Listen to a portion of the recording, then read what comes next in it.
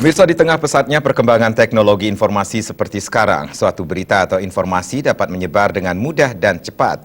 Masyarakat diharapkan bisa melakukan filter dan tidak mudah terpancing dengan informasi-informasi yang belum dikonfirmasi kebenarannya.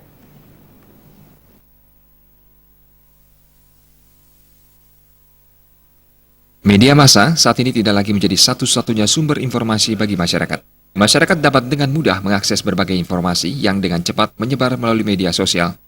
Tidak jarang informasi yang menyebar melalui broadcast layanan pesan instan mengandung unsur-unsur provokasi dan tidak bersifat berimbang.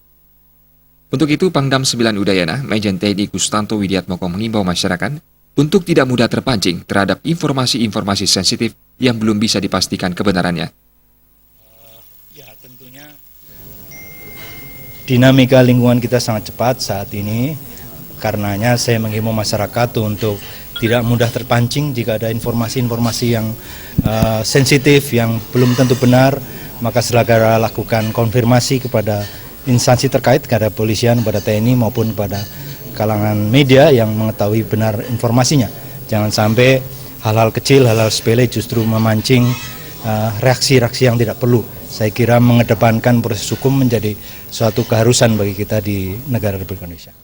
Masyarakat juga diharapkan melakukan konfirmasi kepada instansi-instansi terkait jika mendapat informasi-informasi sensitif.